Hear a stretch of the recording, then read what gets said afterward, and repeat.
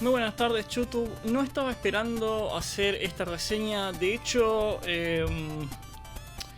mi canal estaba a punto de empezar, estaba empezando a tomar una dirección más enciclopédica a todo lo que respecta a Digimon en particular.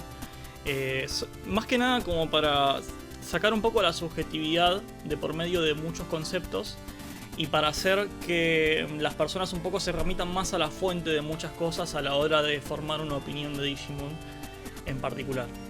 Pero este video, bueno, me lo estuvieron pidiendo muchos fans en particular. En realidad me estuvieron hablando tanto por mi página de Facebook como comentándome en los videos para que vea Last Evolution, Kizuna. Y bueno, al final la vi. Y tengo un par de cosas para contarles al respecto que quizás estén de acuerdo conmigo, quizás no, y me gustaría mucho leer lo que piensan en los comentarios. Bueno, vamos a empezar. Lo importante primero, antes de empezar a ver este video, es que voy a hablar un poquito de la trama de Kizuna, así que si no la viste todavía, por el lamentable sample que tenemos de por medio, te recomiendo que pares este video y la vayas a ver. Y si ya la viste, bueno, seguí viendo este video. Bueno, vamos a empezar de algo en particular que estuvo bastante bueno de por medio. Que son me lo estuve anotando acá para empezar a decirles varios de los puntos en particular.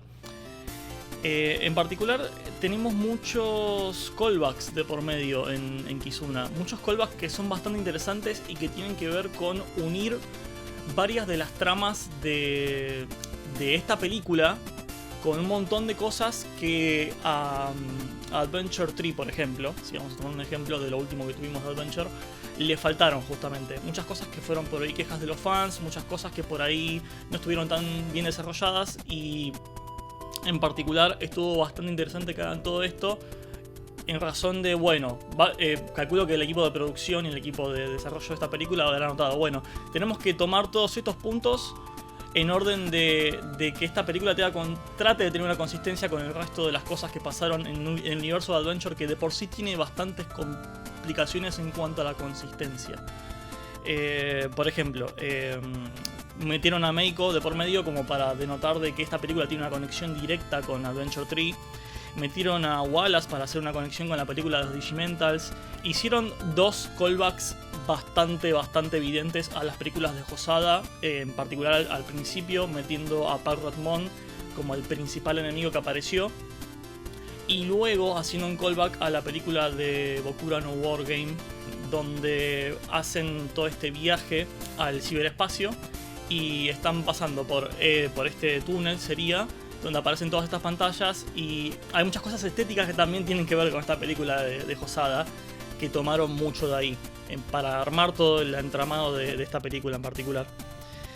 Eso. Y ahora que hablamos de algo que me pareció bastante bueno que hicieron en esta película, vamos a hablar de algo que es inconsistente tanto en esta película como en Tree, que lo empecé a notar a medida de que estuve leyendo bastantes entrevistas y cosas que tienen que ver un poco con el epílogo de 02, que se lleva mal con todo lo que pasa en Tree y esta película, y otras cosas. Por ahí tenemos que empezar a tomar, de acuerdo a todo ahí, estas cosas, tanto Tree como esta película, como el verdadero epílogo de los eventos después de 02.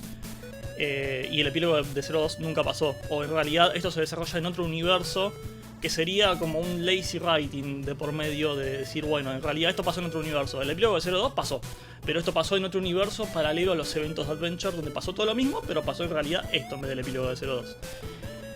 Que entre paréntesis, me gustó un poco más la resolución de esto que el epílogo de 02, porque es un poco más agrio y es un poco más realista, pero ahora vamos a ir a eso en un rato. La primera inconsistencia que voy a tomar en cuenta es con respecto al epílogo, es que por ejemplo el hijo de Daisuke termina con los goggles de Taichi, no el hijo de Taichi, termina el hijo de Daisuke con los goggles de Taichi. Y tanto en Tree como en esta película, Taichi sigue teniendo sus goggles, así que Daisuke se los devolvió. Y Taichi dijo, bueno, tomá, te los doy de vuelta, dáselos a tu hijo. Y el hijo de Taichi no tiene los goggles, así que a mí en particular, me hubiera gustado que Daisuke le haya dicho, bueno, te devuelvo los goggles, ya pasé mi aventura. Y Taichi le haya dicho a su hijo, el día de mañana, en el episodio 02, toma los goggles vos, pero lo tiene el hijo de Daisuke, los goggles, así que, bueno. Es una nota al pie poner eso. Otro punto en particular que me parece muy importante, que es la animación y la estética de esta película, que estuvieron bastante interesantes también. Los modelos de los personajes tienen más proporciones humanas, a diferencia de lo que venía pasando en el resto de las películas y en el resto de las series en sí, que tienen las manos como mucho más grandes o las cabezas mucho más grandes. Las proporciones son un poco más relacionadas a proporciones humanas. Parece como la proporción de cualquier otro anime, por ejemplo, no sé, Steins Gate, si querés, en particular. Otro punto, las peleas en el ciberespacio tienen como una estética muy similar, como ya dije, a Bokura no War Game. Los colores también, me parece muy interesante cómo usaron los colores en esta película, porque los colores denotan los cambios en la tensión de la dramática, que es un elemento que usa JoJo, por ejemplo, mucho. A medida de que la tensión o la connotación personal de los personajes va avanzando de acuerdo a la trama, por ejemplo, los colores en JoJo van cambiando, se pone más tensión en una escena y los colores cambian, y lo mismo pasó en muchas escenas de esta película, en muchas peleas, en muchas resoluciones personales que tuvieron los personajes. Y eso me parece bastante interesante para tener en cuenta. Por otra cosa, además de la fluctuación de los colores, tenemos al hexágono. El hexágono es una forma geométrica bastante peculiar. En el punto de vista real, separado de Digimon, el hexágono es algo que se ve demasiado en la naturaleza. Por ejemplo, los panales de abejas es algo que se ve bastante. E incluso busquen imágenes después, el polo norte de Saturno tiene un hexágono, que es una tormenta infinita que está hace millones de años y sigue estando ahí. Es un hexágono que está en el polo norte y nadie sabe por qué tiene esa forma, esa tormenta. Hay como especulaciones y teorías de los científicos, hipótesis en realidad, pero nadie sabe por qué. Pero es una forma bastante recurrente en lo que son las células, en el que es el entramado de la naturaleza, el hexágono. Me parece interesante y además es otro callback a la película de Hosada, donde tenés como todo este gran huevo circular con todos los hexágonos. Los hexágonos forman parte de las construcciones digitales de por medio, tanto acá como también cuando lo hicieron en Tree, también cuando ellos se evolucionaban se transformaban en un huevo que estaba construido por hexágonos. Son como elementos estéticos que son interesantes de por medio. A mí me parecen interesantes, por ejemplo. Bueno, pasando a la animación, ahora tenemos la trama y el entramado de esta película. A diferencia de Tree, esta película no se desvía mucho en ramificaciones y plantea muchas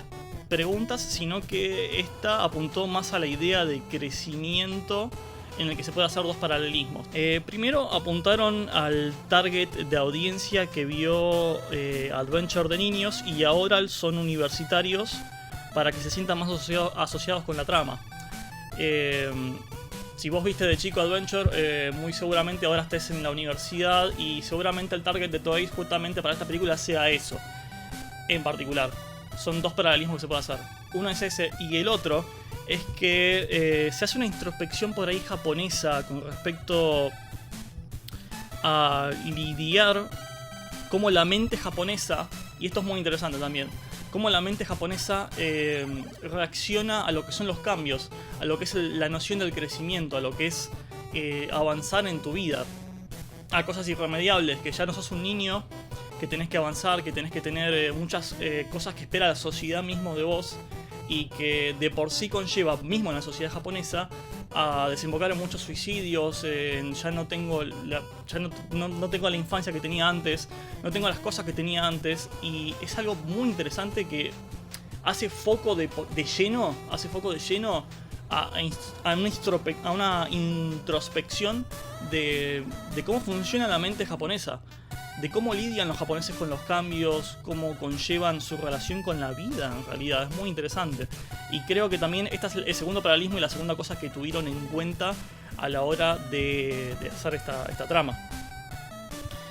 Y para cerrar también, overall, esta trama se trató de algo más adulto, haciendo preguntas a los personajes mismos sobre cómo seguir, qué cambios en la vida los juntaba más a ellos o los separaba. Sobre cómo las amistades y el vínculo que tenemos entre nuestros amigos puede ser muy fuerte hoy, pero mañana fluctuar o hacer que tomemos caminos diferentes en nuestras vidas.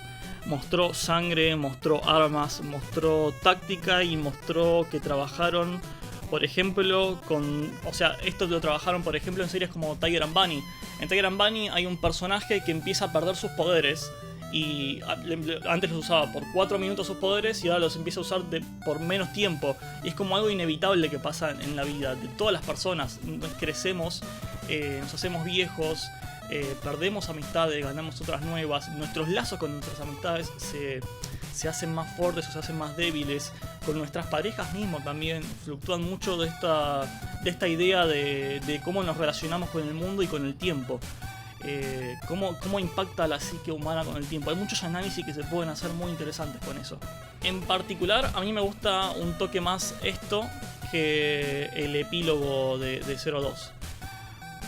Porque el epílogo de 02 es como, bueno, en particular hay algo que voy a hacer en videos posteriores a este, que tienen que ver con cómo trataron el epílogo de 02 para cerrar muchas ideas que ellos tenían en el tintero, pero que no se pudo hacer justamente por la inconsistencia que tenían las películas de Adventure en su momento con la trama que estaba haciendo Kakudo en las series. Y esta inconsistencia y la forma de lidiar esto es algo que trataron en posteriores películas. También es algo interesante de que a raíz de esto nació Tamers, y es algo que, bueno, de vuelta voy a estar desarrollando en otro video que es más enciclopédico al respecto.